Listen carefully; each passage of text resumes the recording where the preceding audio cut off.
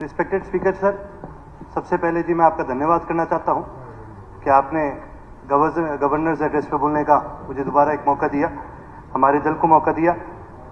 साथ ही साथ आज गवर्नर्स एड्रेस काफ़ी गंभीरता से सभी साथी सुन रहे होंगे, विपक्ष के पक्ष के दोनों साथियों ने सुना होगा।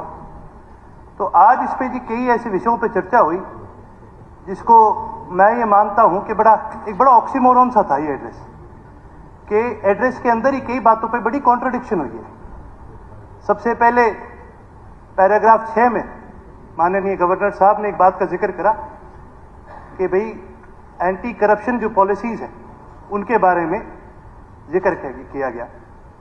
साथ ही साथ पैराग्राफ 8 में नीति, नियत, निष्ठा, निर्णय इनके बारे में जिक्र किया गया। और फिर उसके बाद उसके अंदर ये बात भी रखी गई, माननीय अशोक अरोड़ा जी ने भी ये बात उठाई कि भाई जो पुरानी जो सरकारें थी उनकी जो करप्ट पॉलिसीज है, क्या उनके ऊपर कार्रवाई करना जरूरी नहीं है करप्शन फ्री सरकार चलाने के लिए? बिल्कुल जरूरी है। और जब उन्होंने जिक्र करा तो उन्होंने पिछले 10 साल की सरकार का तो बड़ा जिक्र करा कि भी कई सारे घोटाले थे, शराब घोटाला था और घोटाले थे, कि जी इन सब पर कार्रवाई होनी थी। लेकिन मैं आपके माध्यम से हाउस में एक बात और लाने का काम करूंगा कि उससे पहले एक चार्जशीट 2014 में माननीय मनोहर लाल जी खट्टर जी, उस समय हरियाणा प्रदेश के मुख्यमंत्री थे, उनको एक चार्जशीट दी गई थी जिसके अंदर कांग्रेस के जो 10 साल जो घोटाले हुए हैं उन सभी घोटालों का विवरण किया गया था। और उस समय माननीय मुख्यमंत्री साहब ने यह बात कही थी कि जी इसके ऊपर हम पूरी तरह से कार्रवाई करने का भी काम करेंगे। साथ ही साथ अभी माननीय वत्स साहब ने भी ये बात कही कि जी सरकार को भी एक ऐसा प्रेसिडेंट सेट करना चाहिए जहां पर करप्शन के खिलाफ पूरी तरह से कार्रवाई होनी चाहिए। जब सरकार 2014 में बनी तो माननीय रामविलास शर्मा जी ने भी इस बात पर बड़ा जिक्र करा कि जी जो पुरानी सरकारें हैं उन सरकारों में जो करप्ट प्रैक्टिसेस हुई हैं उनके ऊपर एक एसआईटी भी बनाई जाएगी, रिटायर्ड जज को भी बिठाया जाएगा, एक कमेटी भी बनाई जाएगी। लेकिन दुख की बात यह है कि ये चीजें हाउस के फ्लोर पर तो इन सब का जिक्र हुआ है, लेकिन उसके अलग कभी भी इनके ऊपर कोई कार्रवाई करी नहीं। माननीय अशोक अरोड़ा जी भी मेरे साथ मेरे ख्याल से सहमत होंगे, क्योंकि जो चार्जशीट थी उस चार्जशीट के ऑथर माननीय अशोक अरोड़ा जी ही थे, जिसके अंदर कांग्रेस के जो 10 साल का राज था उसका पूरा एक ब्यूरो दिया गया है। मैं तो आपके माध्यम से इस हाउस के सामने ये बात लाना चाहता हूं कि जहां पर बात की जाती है इस प्रदेश को करप्शन फ्री बनाने की, तो फिर वही बात है जी कि भाई सबका साथ सबका विकास, हरियाणा एक हरियाणवी एक, मैं इन पे भी आऊंगा। लेकिन मैं ये कहना चाहूंगा कि अगर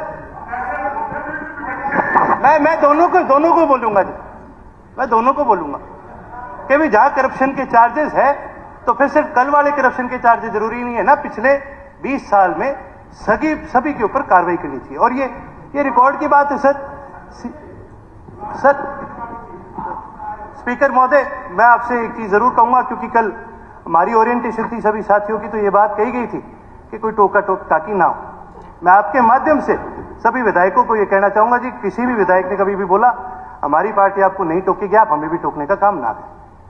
कल भी, उससे पहले भी लगातार जहां पर बात करी गई करप्शन के ऊपर, जब लगातार बात करी ऑन रिकॉर्ड पर जाने की, तो ये सीएजी की रिपोर्ट के अंदर भी है कि भाई उस समय स्काईलाइट हॉस्पिटैलिटी नामक एक कंपनी को जमीन अलॉट करी गई थी, और ऐसी जमीन अलॉट करी गई थी जिस जमीन तक राह भी नहीं था, रास्ता भी नहीं बना था, और रातों रात रास्ता बनाया गया। और जब वो रास्ता बनाया गया उसकी वजह से पहले तो जमीन अलॉट करी, सस्ते में अलॉट होगी, रास्ता बनाने के बाद दाम बढ़ गए। हरियाणा सरकार को 44 करोड़ का सिर्फ उस एक अलॉटमेंट में नुकसान हुआ था।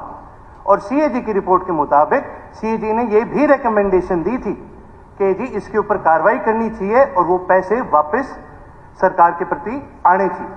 हमने ये मुद्दा विधानसभा में लगातार उठाने का काम करा है, और माननीय डिप्टी स्पीकर साहब के फादर साहब भी उस समय विधानसभा का एक हिस्सा था, आपने भी इस मुद्दे को उठाने का काम करे। लेकिन परंतु एक बड़ी दुख की बात है कि उस समय में विधानसभा का एक ऐसा माहौल बन चुका था कि आम मुद्दों को उठाया नहीं जाता था, उनको दबाने का पूरा प्रयास करा जाता था।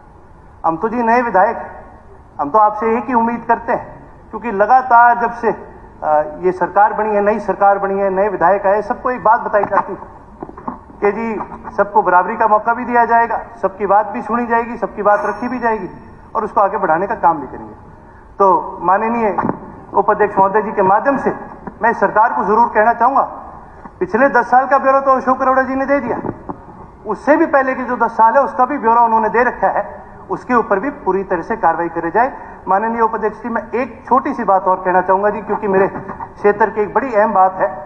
हमारे क्षेत्र में जी पीने के पानी की बहुत कमी है और 38 से ज्यादा ऐसे गांव हैं जहां पर पीने का पानी नहीं है, ट्यूबवेल के माध्यम से वहां पीने का पानी पहुंचाया जा रहा है और वो ट्यूबवेल का जो पानी है वो पानी काफी खराब हो चुका है, वो पानी लगभग जहरीला हो चुका है, इसकी वजह से कैंसर की भी काफी केसेस बढ़ चुके हैं। इसका सबसे बड़ा कारण है पोल्यूशन। जहां एक तरफ तो सरकार किसानों को तो घेरने का काम करती है कि जी पराली जलाने की वजह से बहुत ज्यादा पोल्यूशन है, बहुत ज्यादा पोल्यूशन है, लेकिन पूरा एग्रीकल्चर सेक्टर जो है वो केवल 10% कंट्रीब्यूट करता है, इंडस्ट्रियल सेक्टर 50% से ज्यादा कंट्रीब्यूट करता है। समय काफी हो तो गया। बस दो लाइन में मैं अपनी बात पूरी करना चाहूंगा जी। इंडस्ट्रियल सेक्टर 50% से ज्यादा कंट्रीब्यूट करता है। यदि कोई किसान इसका उल्लंघन करता है, उस पर 2 साल का बैन है, तो इंडस्ट्रियल सेक्टर में कोई उल्लंघन करता है उसके ऊपर भी इसका 2 साल का बैन लगना चाहिए, तभी हम मानेंगे भी हरियाणा एक हरियाणवी। एक छोटी सी बात और कहना चाहूंगा जी, आपके माध्यम से मैं मंत्री जी से कहना चाहूंगा, क्योंकि रानिया शहर एक बड़ा शहर है और उसके अंदर आज तक नहरी पानी पीने का पहुंचा नहीं है, तो उपाध्यक्ष जी के और अध्यक्ष साहब के माध्यम से मैं माननीय मंत्री जी को ये कहना चाहूंगा कि जी आप भी रानिया के अंदर नहरी पानी पीने का पहुंचाने का काम करें। आपने मुझे समय दिया, उसके लिए जी बहुत बहुत धन्यवाद है जी। जय हिंद। श्री मनमोहन भडाना।